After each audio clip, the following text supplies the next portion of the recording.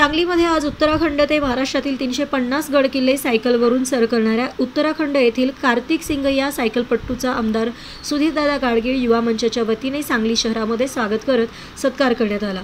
उत्तराखंड येथून कार्तिक सिंग हा महाराष्ट्रातील 350 गड किल्ले भेटी देत नागरिकांच्या पर्यंत आपल्या समाज माध्यमातून माहिती देत असतो। आज तो उत्तराखंड पासून सांगलीपर्यंत 5000 किलोमीटर आणि 5.5 महिने सायकलने प्रवास करीत आहे। छत्रपती शिवाजी महाराज यांची प्रेरणा घेऊन आणि नागरिकांच्या पर्यंत माहिती आणि इतिहास पोहोचण्यासाठी काम करत असल्याचे यावेळी कार्तिक सिंग यांनी सांगितलं आहे। आज सांगलीमध्ये आमदार सुधीरदादा गाडगीळ युवा मंचाच्या वतीने कार्तिक सिंग यांचा पुष्पगुच्छ देऊन सत्कार करण्यात आला। तसेच पुढील वाटचाली शुभेच्छा देण्यात आल्या।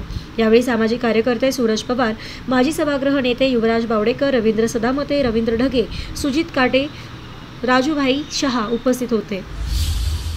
आज सांगलीत आम्ही कार्तिक सिंग यांचा स्वागत केला। स्वागत करण्याचं मुख्य कारण म्हणजे त्यांनी सायकलने 5000 किलोमीटर फिरून महाराष्ट्रातले 350 गड किल्ले त्यावरची माहिती सर्वसाधारण लोकांना कसं समजेल ह्याचा एक यूट्यूबवर त्यांनी चॅनल चालू करून सगळ्यांना माहिती देत आहे। आणि यांच्या ह्या कार्याला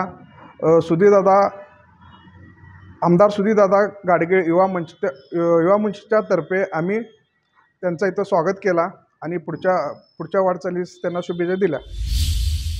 जय शिवराय, हर हर महादेव। मेरा नाम है कार्तिक, मैं उत्तराखंड का हूँ। मैं छत्रपति शिवाजी महाराज जी के 350 गढ़ किले साइकिल से करता हूँ। उत्तराखंड से मुझे निकले हो चुका है अपना 5.5 महीने। 5.5 महीने में 5000 किलोमीटर मैंने साइकिल अभी अपना चलाया है।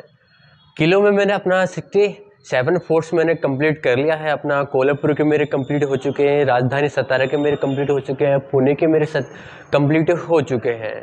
इसको मुझे करने में अभी 1 या 1.5 साल मुझे लग जाएगा। अभी मैं सांगली में हूँ। सांगली अपना गणेश दुर्ग करके मैं अपना मीरज दुर्ग अभी जा रहा हूँ। हर एक किले पे जाके छत्रपति शिवाजी महाराज जी के बारे में हर एक भारत के बच्चे को मैं बताता हूँ।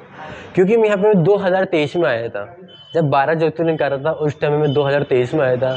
मेरे को बहुत यानी कि मुझे बहुत बुरा लगा था उस टाइम पे कि मुझे हम लोगों को महाराज जी के बारे में क्यों नहीं पढ़ाया गया, क्यों नहीं बताया गया। नाम तो हर किसी को पता है लेकिन इनके इतिहास के बारे में हर किसी को नहीं पता, जो पता होना चाहिए।